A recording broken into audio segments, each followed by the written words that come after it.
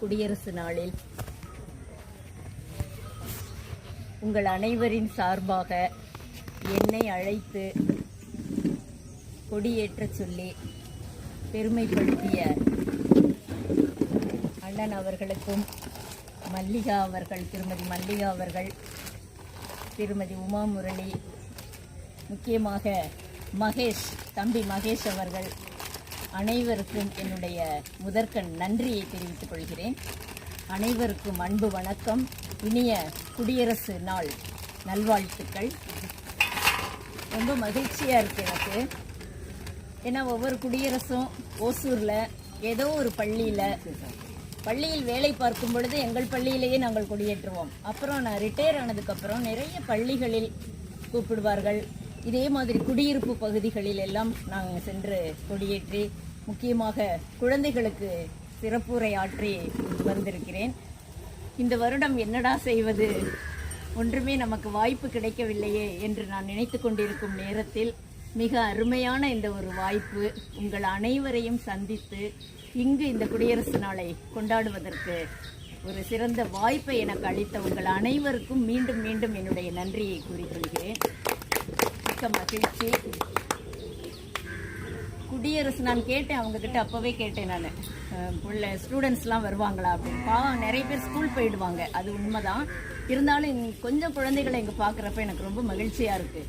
என்னுடைய இலக்கே மாணவர்கள், பெண்கள் தான், அவ்வளோதான். ஆண்கள்லாம் கிடையாதுன்னு நினச்சிக்காதீங்க.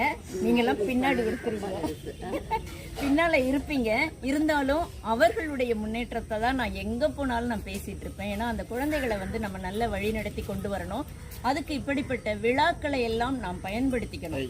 நம்ம குடியரசு நாள் அப்படின்றப்போ சுதந்திரம், குடியரசு நாள்னா சும்மா வெறுமனே சட்டையில் கொடியை குத்தி கொண்டு மிட்டாயை சாப்பிட்டு விட்டு கலைந்து செல்லும் ஒரு கூட்டமாக நாம் இருக்கக்கூடாது. குடியரசு நாள் என்றால் என்ன, அதனுடைய பின் எத்தனை தியாகங்கள் இருக்குது, இதெல்லாம் நாம தெரிஞ்சுக்கிட்டாலும் கூட அந்த குழந்தைகளுக்கு நம்ம சொல்லி கொடுக்கணும். அப்படிப்பட்ட ஒரு பெரிய ஒரு வாய்ப்பு தான் இந்த விழாக்கள். இங்கே நீங்கள் சிறப்பாக நிறைய பண்ணிட்டு இருக்கிறீங்க. இந்த மகளிர் வின்னர் குழுவா மறந்துட்டேன், வின்னர் குழு. இந்த வின்னர் குழுவை பற்றி ஓசூரில் சுய உதவி குழு ஒரு கூட்டத்தில் என்னை பேச கூப்பிட்டாங்க. அப்போ ஞாபகம் உங்கள் எல்லாரையுமே நான் சொன்னேன் அவங்கக்கிட்ட. அது வீடியோவாக எடுத்து யூடியூப்பில் போட்டிருக்கிறோம். அந்த அளவுக்கு இங்கே திருநீன்றவரில் இந்த அளவுக்கு நிறைய செஞ்சிட்ருக்குறாங்க பெண்கள். நிறைய ட்ராமா போட்டிருக்கிறீங்க, கலை நிகழ்ச்சி நடத்தியிருக்கிறீங்க, ரொம்ப ஆர்வமாக செஞ்சிட்ருக்கிறீங்க. என்னுடைய தங்கைக்கு, அவங்க தங்கை மல்லிகாவுக்கும் நான் சொல்லிகிட்டே இருப்பேன், நிறைய நீங்கள் செய்யணும், இந்த பெண்கள் எல்லாம் முன்னாடி நம்ம கொண்டு வரணும் அப்படின்னு. அதே போல் அவங்களும் செஞ்சிட்ருக்குறாங்க. அந்த ஒரு வகையில் அதையும் நான் பாராட்டணும் இந்த நேரத்தில்.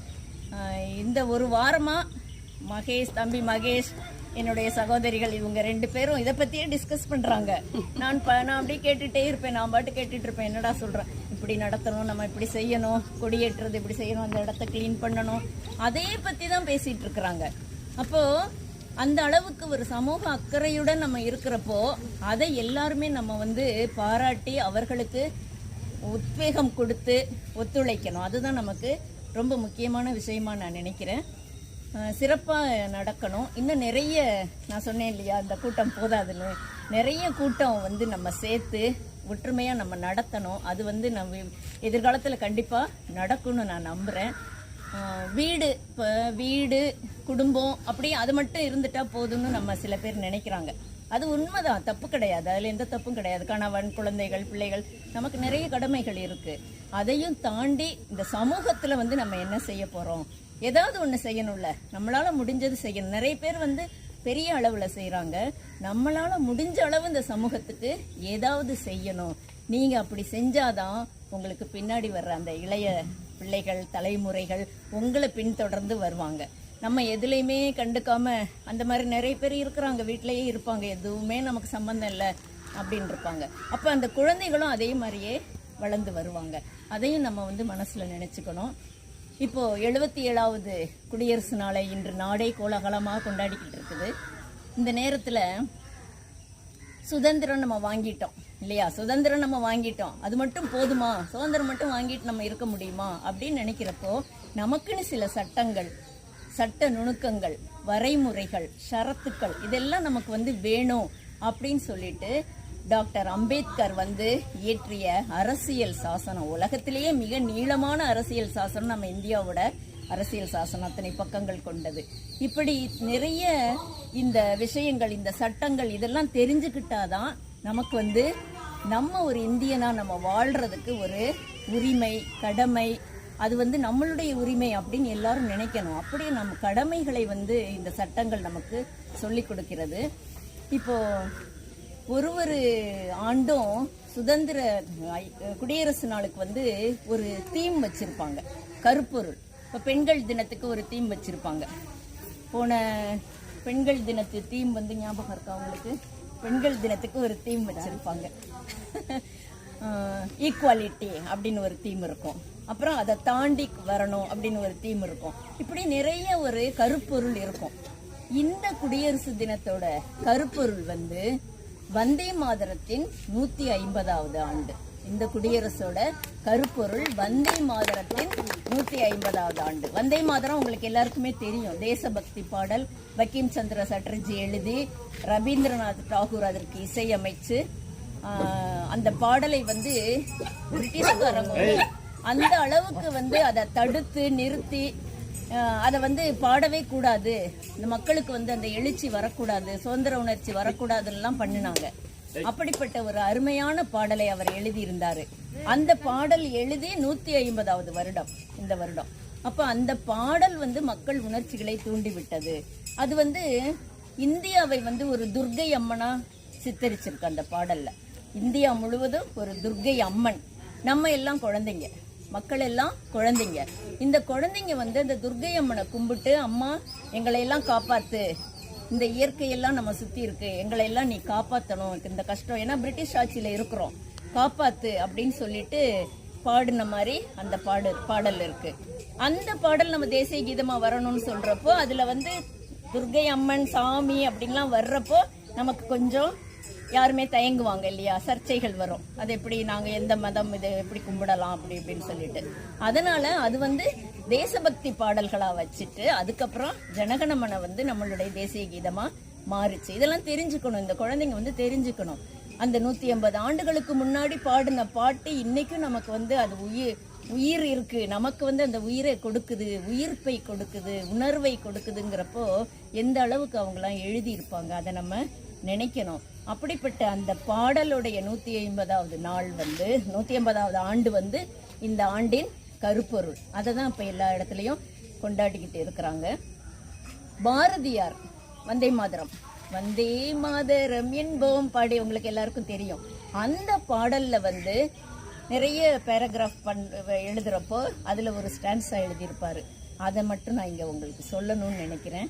ஏன்னா இது வந்து குழந்தைகள், பெரியவர்கள், பெண்கள் அனைத்து தரப்பினரும் கூடியிருக்கும் இந்த கூட்டத்தில் இந்த கருத்தை நான் பதிவு செய்யணும். உங்களுக்கு தெரிஞ்சதுதான் நான் சொல்ல போறேன்.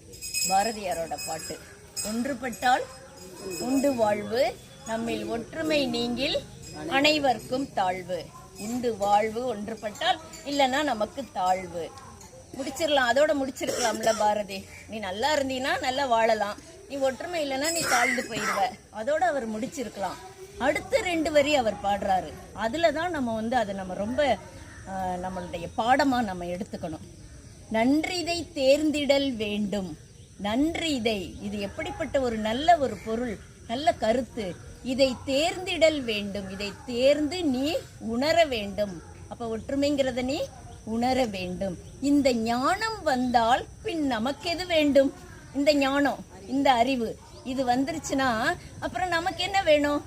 எதுவுமே தேவையில்லை, எல்லாமே நமக்கு கை கூடும், நம்ம நினைத்ததெல்லாம் கை கூடும், நமக்கு எல்லா வெற்றிகளும் கிடைக்கும் அப்படின்னு அந்த அடுத்த 2 வரி தான் இந்த குழந்தைகள் வந்து மனசுல பதியணும். நன்றிதை தேர்ந்திடல் வேண்டும். அப்ப ஒற்றுமையா இருந்தா நம்ம எதையுமே வெல்லலாம் அப்படின்னு மிக அருமையா சொல்லியிருக்கிறாரு. இப்போ இது ஒற்றுமை தான் இல்லையா? ஜாதி, மதம், இனம், கட்சி எந்த வேறுபாடும் இல்லாமல் அனைவரும் நம்ம அங்க கூடியிருந்து கொண்டாடுவது ஒற்றுமை. இதனாலதான் நம்ம வந்து நம்ம இந்தியாவை என்ன சொல்றோம் ஏதாவது சொல்ல முடியுமா குட்டீஸ்? இந்தியாவோட இறையாண்மை என்ன முக்கியமான கருத்து? வேற்றுமையில் ஒற்றுமை. கைத்தட்டுங்க சாருக்கு. வேற்றுமையில் ஒற்றுமை. இது வேற்றுமையில் ஒற்றுமை. இப்ப நம்ம இருக்கிறது இது ஒரு சின்ன கூட்டத்துல வேற்றுமையில் ஒற்றுமை. இப்படியே பகுதி பகுதியாக இந்தியா முழுவதும் வேற்றுமையில் ஒற்றுமை. அந்த ஒரு இறையாண்மையை நம்ம கடைபிடிச்சுக்கிட்டு இருக்கிறப்போ அதை நம்ம இங்க கடைபிடித்து கொண்டு வர வேணும். எப்பயுமே சொல்லுவாங்க சேரிட்டி பிகின்ஸ் அட் ஹோம் அப்படின்னு ஆங்கிலத்தில் சொல்லுவாங்க. ஒருத்தருக்கு உதவி செய்யணும், ஒருத்தருக்கு அந்த சமூக கடமை செய்யணும்னா வீட்டில இருந்து நீ தொடங்கு அப்படின்னு அந்த பழமொழி சொல்லுது. நம்ம வீட்டில இருந்து நம்ம தொடங்கணும், நம்ம நகர்ப்புறத்துல இருந்து தொடங்கணும், நம்ம பகுதி வாழ் மக்கள் கிட்ட இருந்து தொடங்கணும். அது பெருகி பெருகி போய் நாட்டு அளவுல, ஊர் அளவுல, நாட்டு அளவுல நமக்கு விரிவடையும். இதுதான் நம்ம இந்த குழந்தைங்களுக்கு எல்லாருக்கும் நம்ம சொல்லி கொடுத்துட்டு இருக்கிறோம். இது எல்லாரும் தன்னுடைய கடமையா உணரணும். நம்ம கடமை சும்மா கொண்டாடிட்டு போறது, கொடியேற்றிட்டு போறது மட்டும் இல்லை. இதுக்கு பின்னால இருக்கிற அந்த தாத்பரியங்கள் எல்லாம் குழந்தைகளுக்கு நம்ம சொல்லி கொடுக்கணும். இப்படி கொண்டாடப்பட வேண்டிய விழாக்கள் தான் இந்த தேசிய விழாக்கள். தேசிய விழாக்கள் வெறும் சுதந்திர தினம், குடியரசு தினம்ங்கிறது வெறும் விழாக்கள் மட்டுமல்ல. அதன் பின்னால் இந்த குழந்தைங்க எல்லாம் படிச்சிருப்பாங்க. சுதந்திரத்துக்காக பாடுபட்ட நம்ம தியாகிகள், வீரர்கள் எல்லாரையும் படிச்சிருப்பாங்க இல்லையா? அந்த தியாகத்துக்கு நன்றிக்காக தான் நம்ம செய்யறோம். இன்னைக்கு ஒரு நன்றி கடனை நம்ம நிறைவேற்றி இருக்கிறோம். அந்த நன்றி கடனை நிறைவேற்றுறதுக்கு நம்ம அனைவரும் ஒன்று கூட வேண்டும். அப்படி எல்லாரும் ஒன்று கூடி ரொம்ப சிறப்பா நீங்க செஞ்சுட்டு இருக்கிறீங்க. எனக்கு ரொம்ப மகிழ்ச்சியா இருக்கு. இந்த நாள் என்னால மறக்க முடியாது. ஆமா, என்னுடைய தங்கைக்கும் சொல்றேன், இந்த தங்கைக்கும், மல்லிகா தங்கைக்கும் சொல்றேன். இது ஒரு பெரிய நல்ல ஒரு வாய்ப்பு இல்லைங்களா? மறக்கவே முடியாது. நான் போய் எங்கள் ஊரில் எல்லார்ட்டையும் சொல்லுவேன். இப்படி திருநின்ற ஊரில் குடியிருப்பு பகுதியில் நிறைய என்னுடைய பெண்கள், நம்ம பெரியவர்கள் எல்லாரும் முன்னாடி இப்படிலாம் ஒரு விழா நடந்தது, இவர்கள் எல்லாம் முன்னெடுத்து நடத்தினார்கள் அப்படிங்கிறத கண்டிப்பாக நான் போய் அங்கே பதிவு செய்வேன். நான் அந்த அளவுக்கு நம்ம இதெல்லாம் சிறப்பாக கொண்டாடணும்.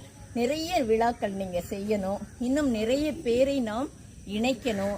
எல்லாருமே அந்த உணர்வோட இது சமூக கடமை, இவங்க தான் செய்யறாங்க, அவங்க தான் செய்யறாங்க, இவங்க கிட்ட தான் அப்படின்னு கிடையாது.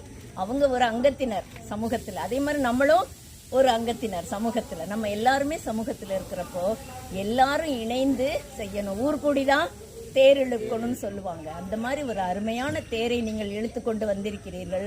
இந்த தேரை இன்னும் மாபெரும் கூட்டத்துடன் இன்னும் சிறப்பாக பல விழாக்கள் நீங்கள் கொண்டாடி, பல சமூக சேவைகள் கொண்டாடி இந்த ஏரியாவே ஒரு பெரிய லெவலுக்கு வரணும். அதுதான் நான் வருவேன், அடிக்கடி இங்கே வருவேன். அதனால நான் பார்த்துட்டு இருப்பேன் உங்கள் முன்னேற்றத்தெல்லாம். ரொம்ப மகிழ்ச்சியா இருக்குது. திரும்ப திரும்ப நான் அதே தான் சொல்றேன். இந்த வாய்ப்பிற்கு நன்றி அப்படின்னு சொல்றேன். இன்னும் நிறைய நீங்க செய்யுங்க. குழந்தைகளை நிறைய பங்கேற்க வைங்க. இந்த விழால பள்ளிக்கு போயிட்டாங்க, அது நம்ம சொல்லிக்கலாம். வேற எந்த விழாக்கள் செஞ்சாலும் குழந்தைகளுக்கு கொஞ்சம் முக்கியத்துவம் கொடுத்து அந்த பள்ளி மாணவர்களை வர சொல்லிடுங்க. ஏன்னா நம்மளே பேசிக்கிட்டு இருக்கிறத விட நம்ம பேசுறது அந்த இளைய தலைமுறைக்கு போய் சேரணும். அதுதான் நமக்கு முக்கியம். இப்போ நீங்க நல்ல கருத்துக்கள் பேசுவீங்க, ஐயா பேசுவாரு, அண்ணா பேசுவாரு. இந்த கருத்துக்கள் அந்த குழந்தைங்களுக்கு போய் சேரணும். அது நம்ம மனசுல வச்சுக்கோங்க. நிறைய குழந்தைகளை இணைத்து நிறைய நிகழ்ச்சிகள் பண்ணுவதற்கு நீங்கள் கொஞ்சம் ஏற்பாடு பண்ணும்படி உங்களை நான் ஒரு அன்புடன் கேட்டுக்கொள்கிறேன். ஒரு ஆசிரியையாக கேட்டுக்கொள்கிறேன். ஒத்துழைப்பு இருந்தால் செய்வோம் அப்படின்னு சொல்றாங்க. ஏன் ஒத்துழைக்க முடியாதா நம்மளால? இது ஒரு கூட்டத்துல சொல்லுவாங்க. அது பெரிய ஒரு தலைவரோட கூட்டத்துல கொஞ்சம் பேர் தான் வந்திருக்கிறீங்க அப்படின்னு சொல்லுவாரு. இந்த கொஞ்சம் பேர் 5 பேர் 10 பேருங்கிறது கணக்கு இல்லை. இந்த 5 பேர் 10 பேர் எத்தனை பேரை பின்னாடி போய் சொல்லி அவங்க சேர்க்கிறாங்கிறது தான் கணக்கு. அதை தான் நம்ம எடுத்துக்கணும். அப்படிப்பட்ட கூட்டம் தானே இது. இப்போ இங்கே இருக்கிறவங்கள மட்டும் நம்ம கவுண்ட் பண்ணி சொல்றது கிடையாது. உங்களுக்கு பின்னால் எத்தனையோ பேர் இருக்கிறாங்க. எல்லார்கிட்டையும் சொல்லி எல்லாரையும் நம்ம இணைக்கிறது தான் நம்மளுடைய கடமை. அதை நீங்க செய்யணும். அந்த ஒத்துழைப்பை இவங்களுக்கு தருமாறு உங்களை மீண்டும் அன்புடன் நான் கேட்டுக்கொள்கிறேன். இனிய குடியரசு நாள் நல்வாழ்த்துக்கள். சிறப்பாக கொண்டாடுங்கள். நிறைய நிகழ்ச்சிகளில் நாம் மீண்டும் சந்திக்கலாம். நிறைய விஷயங்களை பற்றி நாம் பேசலாம். பெண்களுக்கு தனியாக பேசலாம், மாணவர்களுக்கு தனியாக பேசலாம், அண்ணாமார்களுக்கெல்லாம் தனியாக பேசலாம். அப்படி நாம் சிறப்பாக ஒன்னொன்னு ஸ்பெசிஃபிக்கா பேசலாம். மிக்க மகிழ்ச்சி. எனக்கு அருமையான வாய்ப்பளித்த மல்லிகா தங்கை மகேஸ்வரன், தம்பி மகேஸ்வரனை வச்சு ஒரு புகைப்படம் எடுக்கணும். அவர் வீடியோ எடுத்துட்டு இருக்கிறாரு. அவரும் எவ்வளவு பாடுபட்டுக்கிட்டு இருக்கிறாரு தெரியுமா? அவருக்கு ஏகப்பட்ட வேலை இருக்கு. அம்மா இருங்கம்மா, அதுவும் பாப்பாலாம் வாங்கிட்டு போகணும் வாங்க. அதனால சிறப்பா எல்லாருமே செய்யலாம். எல்லாருக்கும் நீங்க ஒத்துழைச்சு நீங்க பெரியவங்க வழி நடத்துங்க, நீங்க வழி நடத்துங்கன்னு கேட்டுக்கொள்கிறேன். நன்றி, வணக்கம்.